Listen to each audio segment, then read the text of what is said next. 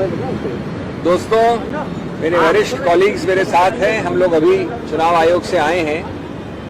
विभिन्न कंप्लेंट्स थी। मैं 3-4 बिंदुओं को बहुत संक्षिप्त रूप से आपके सामने रखना चाहता हूं। पहला बिंदु है जो हमने कहा चुनाव आयोग को कि किसी परोक्ष रूप से साइलेंस पीरियड में जो चुप्पी रहने का समय होता है 48 घंटे चुनाव के पहले, उसमें कोई भी नहीं, चाहे कितना बड़ा लीडर हो, वो किसी रूप से, सीधे रूप से या परोक्ष रूप से कैंपेनिंग नहीं कर सकता। हमें कोई आपत्ति नहीं है कोई व्यक्ति, कोई लीडर कुछ भी करे, मौन व्रत रखे या कैंपेन करे, लेकिन वो साइलेंस पीरियड में इनडायरेक्ट कैंपेनिंग नहीं होनी चाहिए। हमने ये कंप्लेंट रखी है कि माननीय प्रधानमंत्री ने जो घोषणा की है कि वो एक मौन व्रत में बैठेंगे 30 तारीख की शाम से। आप जानते हैं कि जो चुप्पी का समय है वो 30 तारीख की सुबह 7 बजे से लेकर 1 तारीख तक चलता है। ठीक उसके बीच में माननीय प्रधानमंत्री ने घोषणा की है। ये सीधा आदर्श संहिता का उल्लंघन है। ये वो तौर तरीके हैं जिनसे आप या तो कैंपेनिंग कर रहे हैं या अपने आप को प्रसारित कर रहे हैं सभी चैनल्स द्वारा, प्रिंट मीडिया द्वारा। हमने 2 बड़े सरल बिंदु रखे हैं चुनाव आयोग के सामने। या तो प्रधानमंत्री इसको मात्र 24-48 घंटे बाद शुरू करें, 1 तारीख की शाम को वो हर प्रकार का आध्यात्म मौन व्रत कर सकते हैं अगर वो चाहें तो।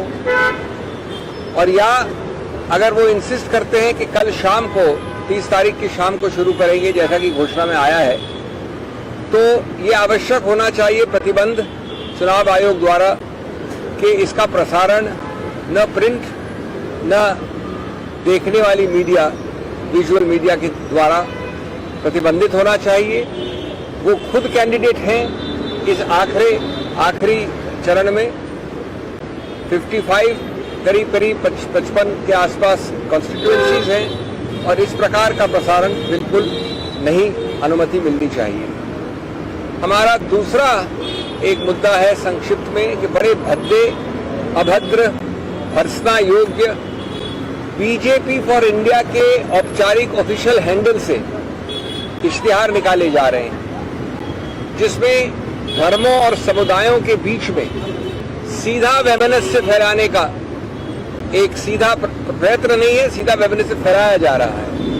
हमने एक इश्तिहार रखा बीजेपी फॉर इंडिया के हैंडल से जिसमें एक अल्पसंख्यक के पास जाकर दूसरा आदमी किसी और के पास जाता है और कहता है, हिंट करता है कि हम आपका सामान लेकर उस अल्पसंख्यक को दे देंगे।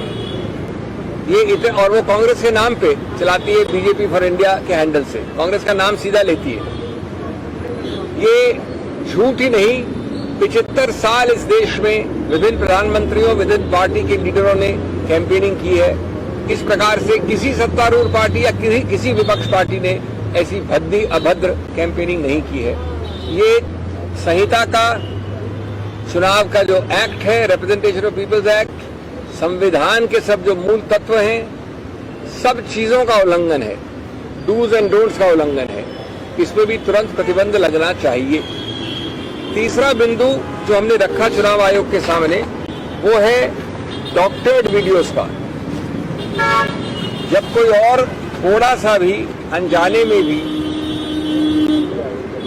अगर फेक वीडियो या डॉक्टर्ड वीडियो चलाता है तो हमने देखा है कि कंप्लेंट्स होती हैं, चुनाव आयोग तुरंत एक्शन लेता है।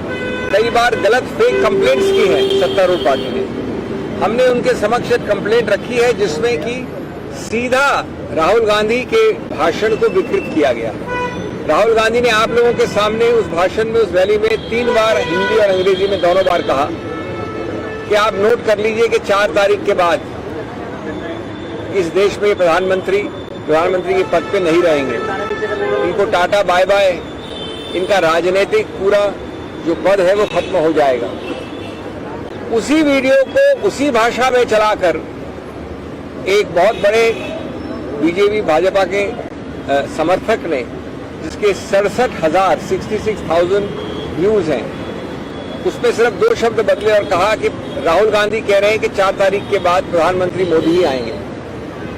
ये अगर दुखद नहीं होता तो मजाकिया होता कि राहुल गांधी उस रैली में कह रहे हैं कि 4 तारीख के बाद माननीय प्रधानमंत्री वापस सत्ता में आएंगे। इस प्रकार के जो प्रयत्न हैं जिससे कि आप फैलाना चाहते हैं, इस पूरे देश में मिथ्या प्रचार करना चाहते हैं, ये भ्रष्टा योग्य है। और अंतिम बात मैं कहूंगा, एक बड़े जाने माने रिपीट ऑफेंडर है, सीरियल ऑफेंडर कहूंगा उनको, इन मामलों में सीरियल किलर कहा जा सकता है। और मैंने कहा विनम्रता से चुनाव आयोग को कि जब तक आप इनको प्रतिबंधित नहीं करेंगे, कड़े शब्द नहीं करेंगे, इनके विरुद्ध बहुत स्ट्रांग कार्रवाई नहीं करेंगे, तो ये बार बार ज्यादा बुलंद होकर ये गलती करेंगे। उनका नाम है श्री हेमंत शर्मा। न किसी प्रधानमंत्री ने न किसी मुख्यमंत्री ने 75 साल में ऐसे शब्दों का प्रयोग किया है। माननीय हेमंत शर्मा जी कहते हैं 22 मई 2024 को कि अभी तक 300 दिए हैं आपने, हमने राम मंदिर बना दिया, अब 400 से ज्यादा देंगे तो हम मस्जिद ए, मस्जिद बी, और वो नाम लेते हैं वाराणसी का और मथुरा का, उस सबको तोड़ के वहां मंदिर बना देंगे।